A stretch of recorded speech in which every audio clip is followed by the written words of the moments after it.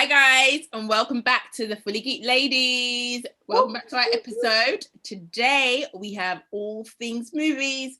We are talking about Wonder Woman and Soul. So, Sherifah, take it away. Kick us off. Wonder Woman 1984. So this is the sequel from the 2017 Wonder Woman. So it's the 9th installment for the DC Extended Universe. So we have starring Gal Gadot. Is it Gadot? Am I saying it right? I would say Gadot. Gadot. Gadot. I don't. Gal Gadot. Gadot. She is a bit spicy, so I assume it's got a bit of a twang. So she's a Diana, Wonder Woman, and we've got Chris Pine, who, if you are a Star Trekkie like me a little bit, he was in Star Trek and in Jack Ryan. And Pedro Pascal, who's Maxwell Lord, he was in Game of Thrones. That's it. Game of Thrones, yeah. His face, was it Lord Auburn or something? Yeah, he's the one that crushed his skull.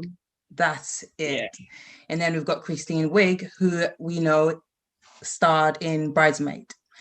So Wonder Woman 1984 is set in the Cold War, so it's following the first one where her lover obviously has passed, and this is kind of following a dreamstone, wishes. Basically Aladdin. Basically, yeah. Okay, so what do you guys think?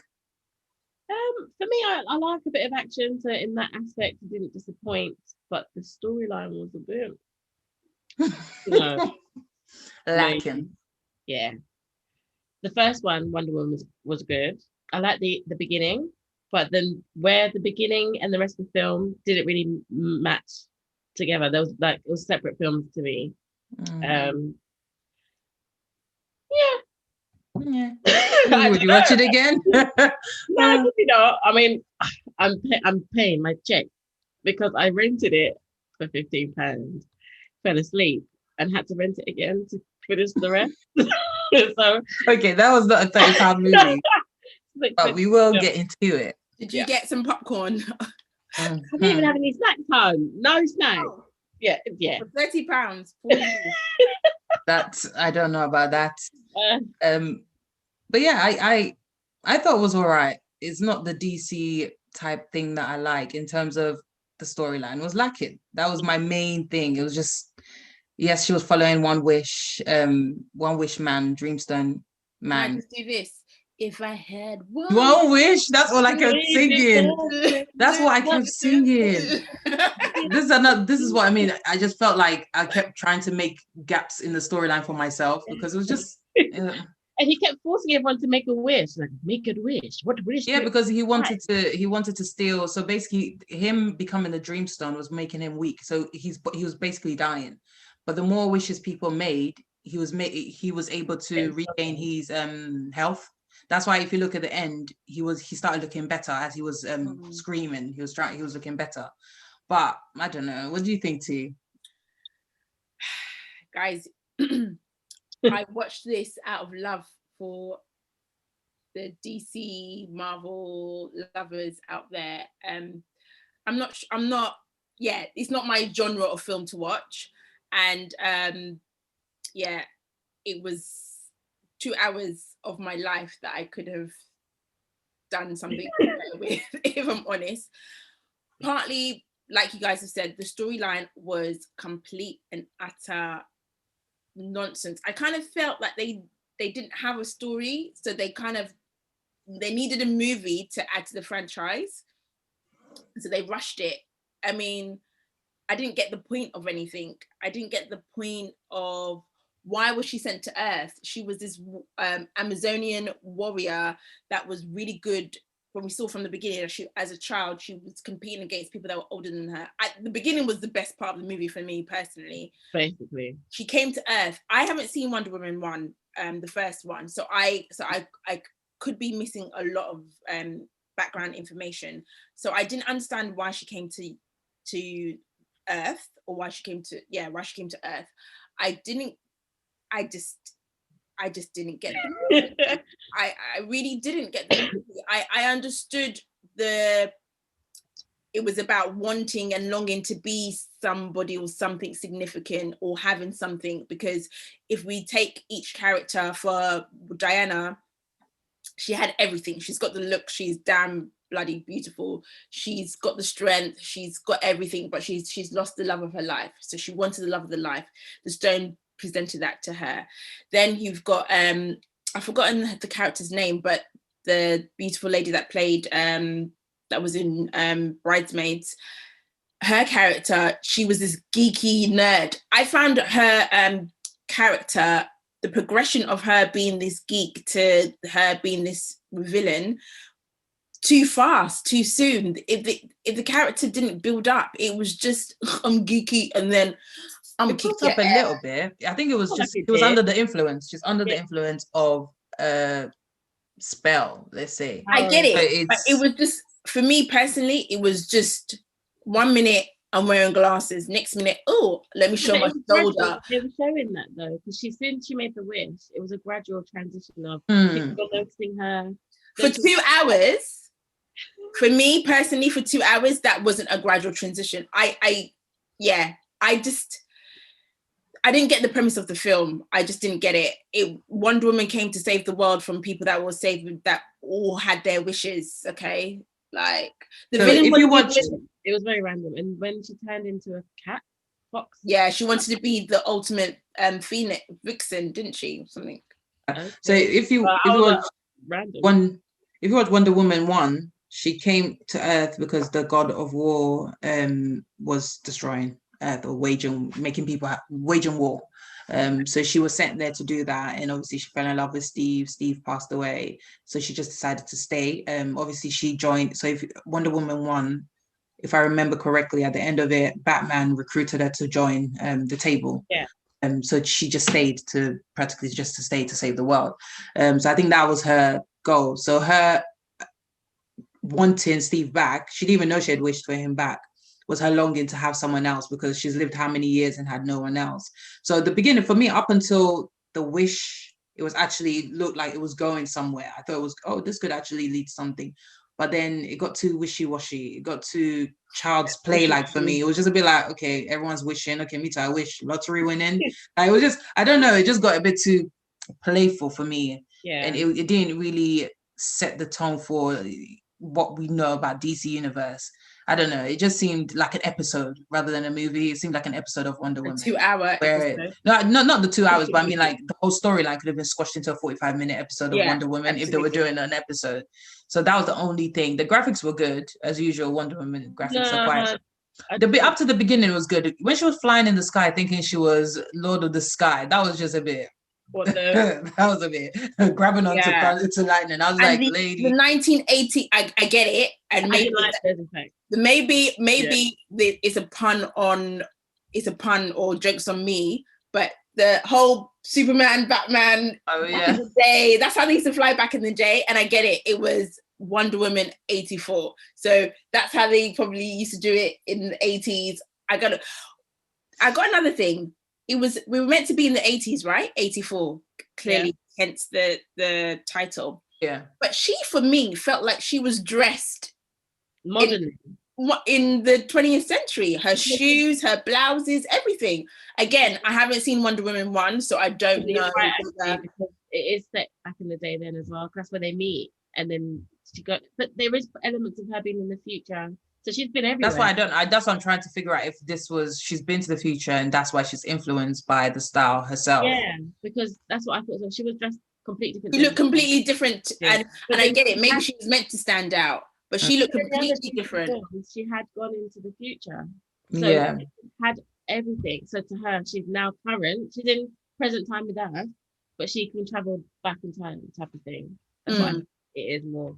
But it was a very discombobulated film. Like the beginning was like, okay, great, this is gonna be one of those action, and then the middle was like, okay, now she's working in the History Museum, and then it was just like, and then I was waiting for the guy to transform as well, because we're used to seeing the villain all like, so I thought maybe his brain would go bigger, or like all the wishes, like a genie head, but he just stood there going, "Oh, wish, keep wishing, oh my son." The purpose of his son as well, like what was he there for? Because he didn't speak. And it's like, oh, daddy, at the end, like, But what's the purpose of his son? What does that symbolize? My thing is, if this guy has threatened the president, has done all of that, has stolen the president's helicopter, has landed back to go and visit his son, and there was no one to pack him up, he didn't get jailed, nothing. Maybe that came after, but at least show us that. I don't know. It seems so, I'm going to save my son. Okay, son, I'm here. I'm going to be good now. Okay. But you've destroyed a lot of people's lives. Yeah, they could have done a lot better. They could have done a lot more with the budget that they had for that film. They could have developed the characters a lot more, in my opinion. Yeah, it's okay to have nice graphics. It's okay to have a nice look and feel. But if the movie is not going to grip you and you're sitting there watching it, again, you know, like when we discussed other things, when are you going to end? It's not really the best movie, you know? And again, I don't mind an action movie. I don't mind the Marvel franchise, all of that, DC comics. But yeah, it's just not. Make it good if you're going to make it. And also, you know, the main lead was a female and she was the hero, you know? I really wish that could have been. But the thing is, there could be another Wonder Woman, because if I don't know if you guys have seen all of the Captain Americas, there was one Captain America that was so dry, like terrible, and then it's like they saved it all up for Captain America. It's not Civil War. Yeah, it's Civil War. That film from beginning to end is amazing. So I think it could have been one of those ones where they're just transitioning to tell another story to then get to the end goal, because it's going to be like a Batman film coming out or something to get it all together, because sometimes they just have those films come out just to be part of the franchise but not mean anything. So I think I think this is what that was, because it wasn't something I'd ever watch again. Yeah, it's the storyline for me that just, it was disappointing. I feel like with women leads, it's as if they don't put enough effort. Like, look at Captain Marvel. Like, there wasn't that much effort. I don't know how to explain it. It's like Captain Marvel. It was all right. It was all right, but still, the storyline was not the greatest. See what Sherifah is saying.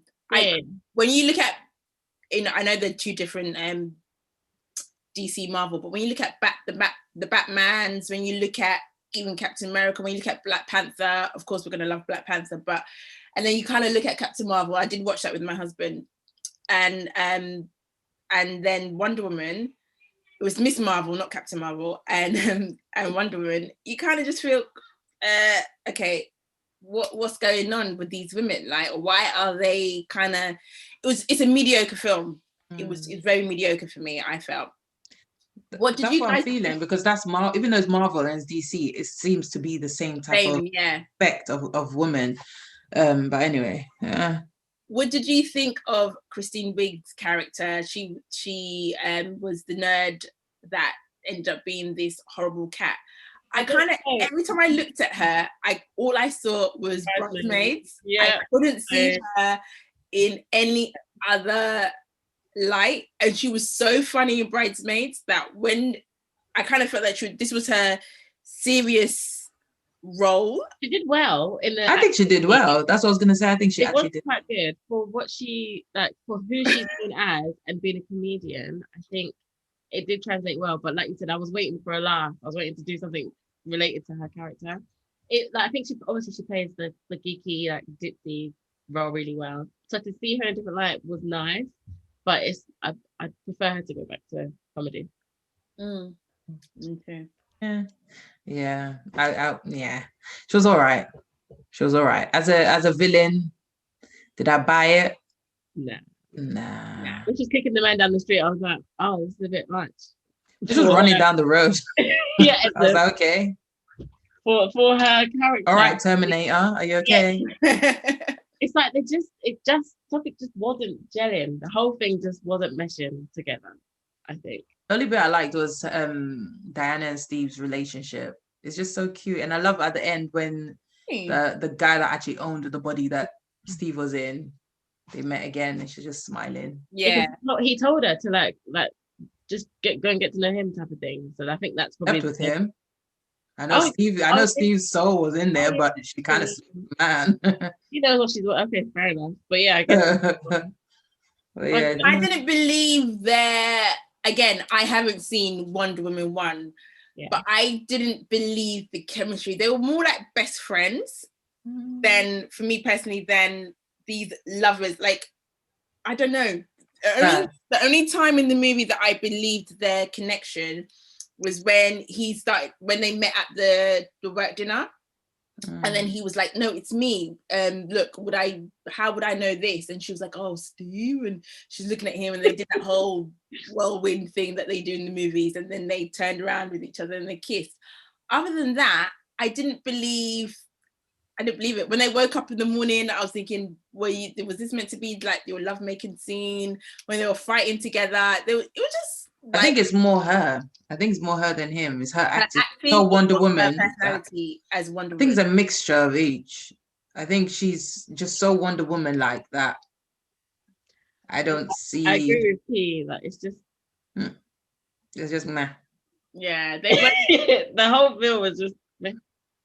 There wasn't seasoning. There wasn't love chemistry. They worked well as a team. It worked well for the movie, I suppose, but to believe that they were a love interest there, for me personally, it was like, okay. I will say, I did feel it when she was like, she walked away from him, she kissed him again. I felt that bit. I was like, oh yeah, when she walked away again. Yeah, that's probably the only and then she started running and then flew in the sky. No, but I can, because like, we've all been there, you know, you're letting go of someone you care about, you know.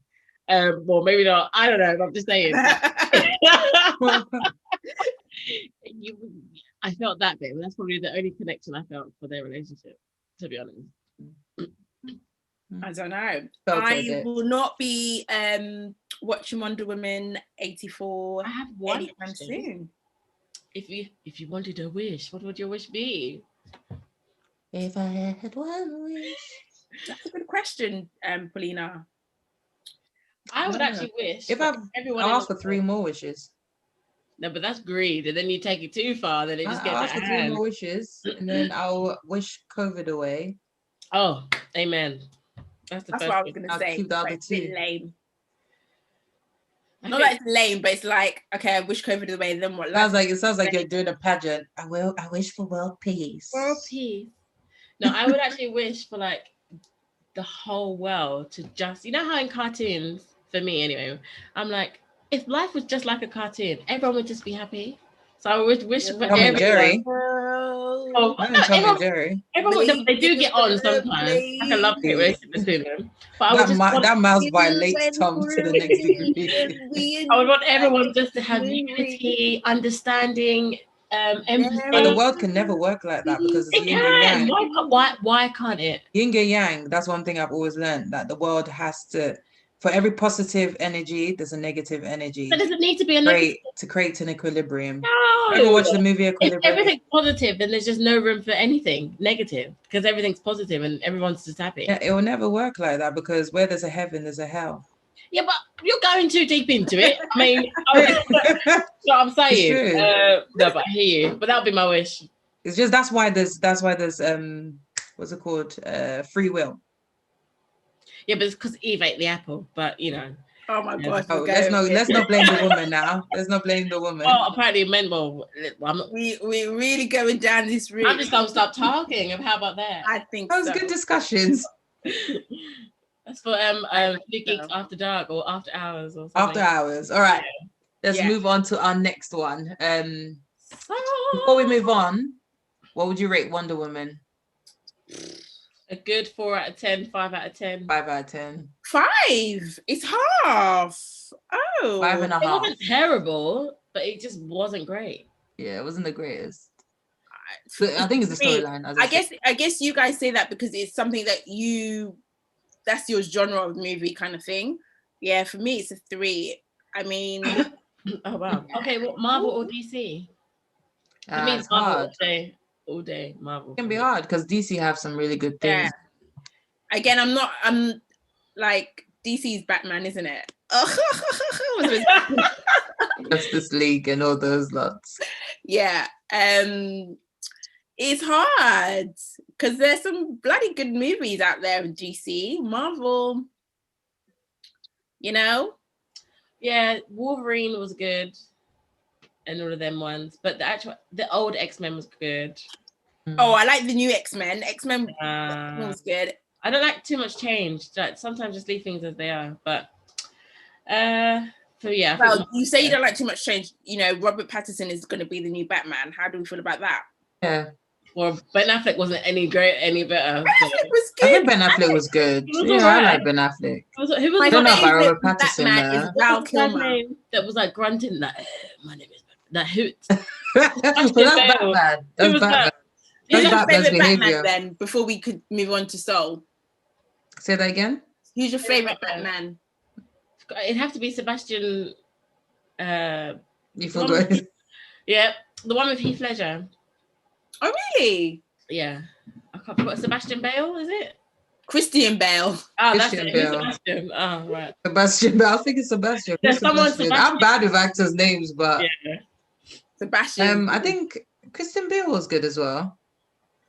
I think Val Kilmer is my favourite. Maybe because I fancied him as well, but I'm not sure. These are my confessions.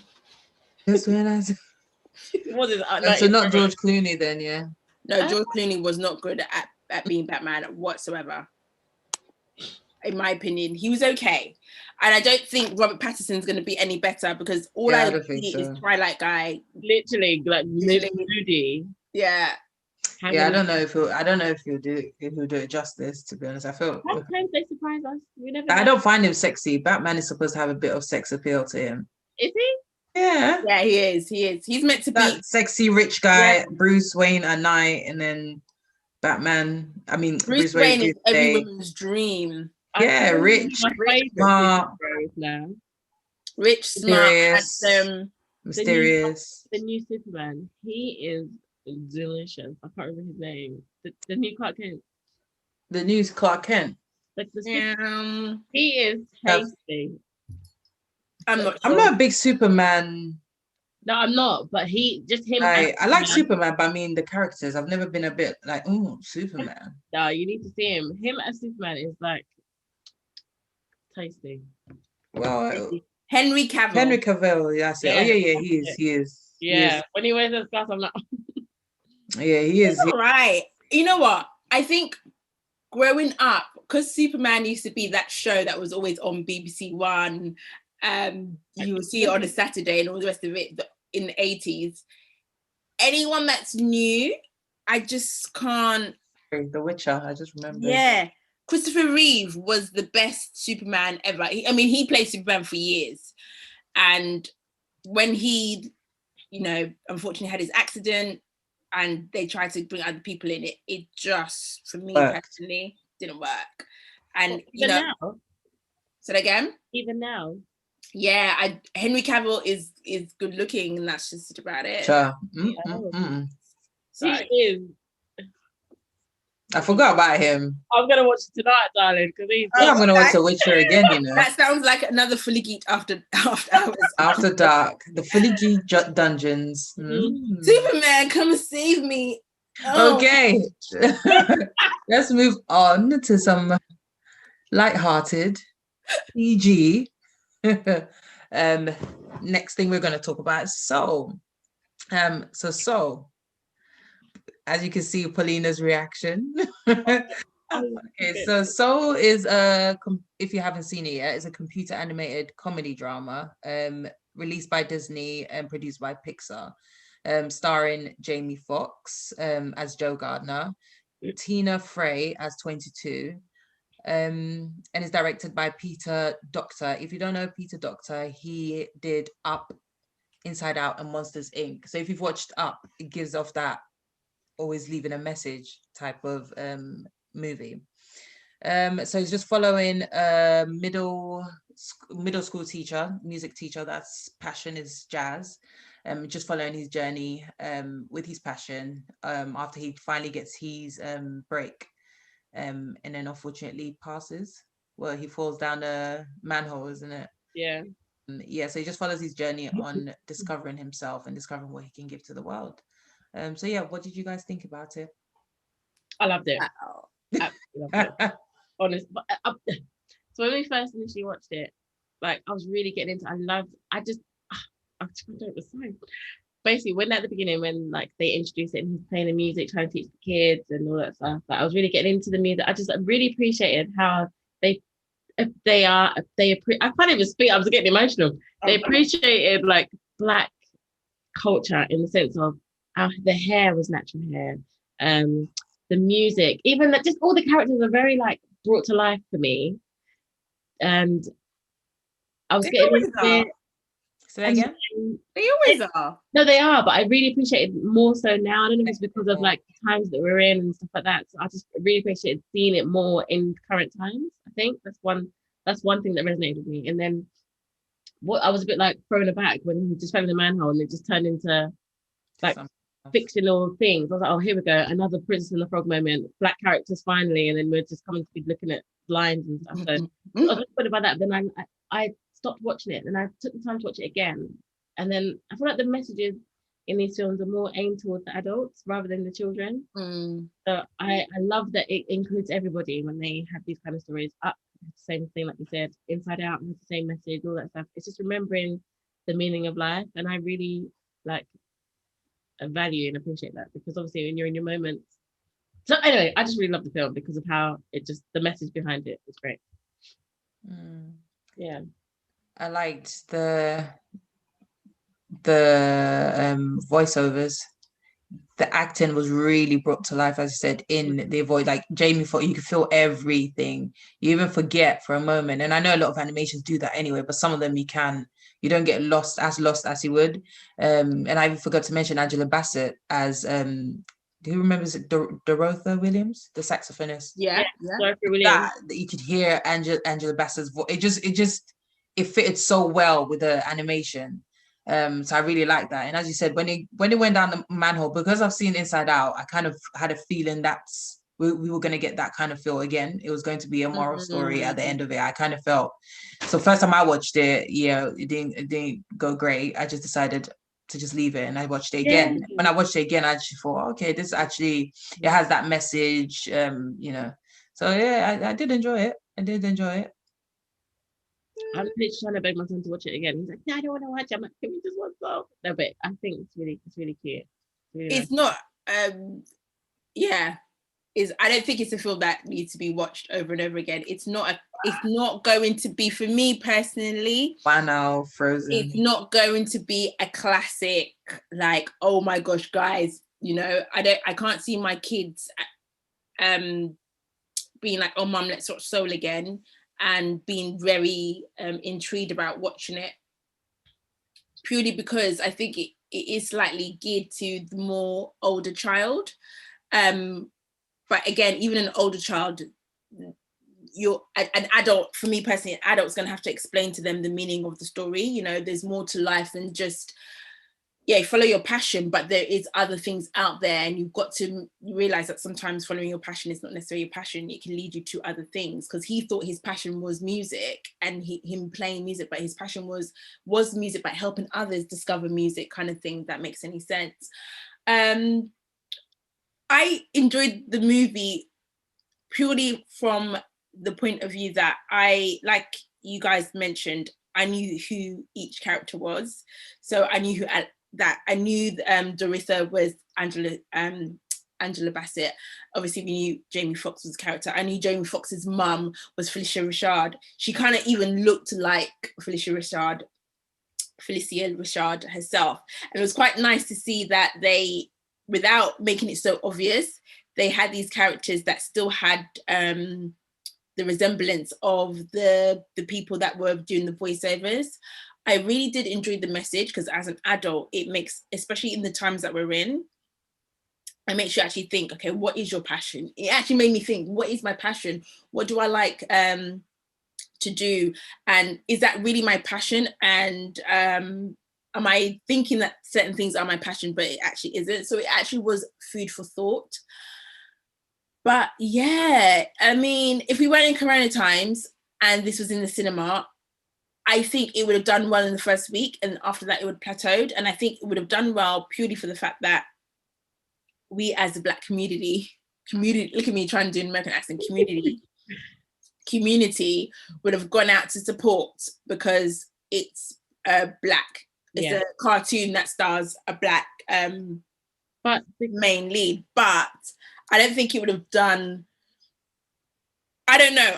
Personally, I don't think it would have done as well. Because with Jamie Foxx being the lead, it's actually one of the top films of recent times. I can't remember. I forgot the article if I can find it, but it was a top rated film with Jamie Foxx being the first black male lead. That's what it was. So because of that, it's done and as an animation film, it's done really well based on that. So I hear what you're saying, but I think it did do well, and it has. Yeah, but I guess it did well because of the times that we're in. If you think about it, we can't go to the cinema, we can't do a lot of things. So when something new comes out and it's good, when I say it's good and it's different because it's an all black cast, we're all going to jump on it and watch it and support. And again, I think even if we went to the cinema, and I think, so let me rewind myself. So I think a lot of people, especially having Disney Plus, and it's been a new film, would have sat down and watched it, regardless of the color of your skin. I think had it been a movie that had gone into the cinema, given the content, I don't believe it would have done well, but I don't think it would have had as much success as it has had, purely for the fact that we're at home. A lot of people are looking for things to do.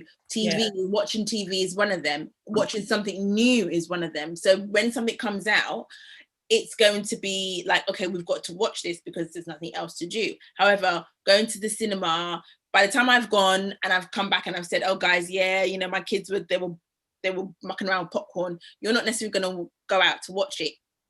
You might do just support, but if you think to yourself, I've got a 3-year-old and a 5-year-old, or I've got someone that kids that are like 2 and 1, you may not watch it. After a while, they just tune out. After they definitely do. It's too. It goes over their head for them. Like, it's too much dialogue. It's too much. There's not enough child action to engage them, like Frozen or like whatever. Any of you notice one of our very owns in there? Who? Graham Norton. Oh yeah, I loved it. Moonwind. Yeah, loved him. Yeah. I watch it again, as I said before. Yeah, I already have. twice was too many times. Oh, you people! I watched it like 3 times. I think for me, if they put more jazz into it, because the jazz was at the beginning, was at the middle, and then a little bit at the end. If it was more jazzy, it would. But then again, some kids may not.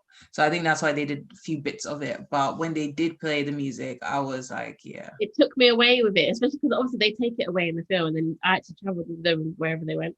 But my son actually said he wants to learn to play the trumpet, just watching that. So I was like, oh, okay, that's really cute. So I'm going to look into that for him. But I think it's nice for kids, because I remember like playing an instrument in school was like, who wants to play an instrument? Oh, I played too. I played the violin as well. So I feel like having that was a good message as well for kids. You can't actually get lost. To play an instrument, or? Yeah, to want to play an instrument type of thing. And as you said about the whole passion thing, I do remember when I did play instruments, how it made me feel then. I won't say I got lost and went into some spirit world, but I do relate. Like, and I've always said I would love to be so passionate about, like, if you watch dancers, musicians, like if you watch how they get lost in what they're doing, I've said I've always wanted that. Like, that's you get them. Sorry? I said that's me with food. Oh, that was that's a sorry. I knew I heard fufu. I was thinking passionate fufu. No, but you know that passion, like when you're truly engulfed in something that you're good in, especially when they close their eyes and they are really, really good in it. That's the kind of passion I'm talking about. So as you said, it did make me think, like, what makes me get lost in my own little bubble when I'm doing something that I'm just like, I'm actually lost in this. And it takes you to a different place. Is basically your meditation. Yeah. What is your meditation or technique or whatever you want to call it? Do you know? Before children, I think, like, damn, I actually don't do that. It's a good question to ask yourself. I don't know. Like, I feel like I haven't lost myself since becoming a mum, but your priorities have changed, so you don't necessarily have time to just focus solely on yourself.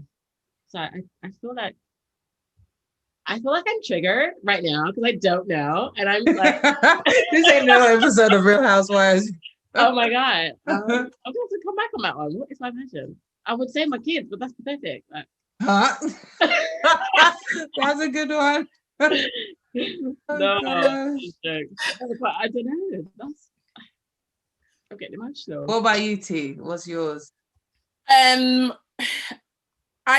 don't know, and I say I don't know because I like to do a lot of things, and I enjoy a lot of things, but are any of them my actual passion?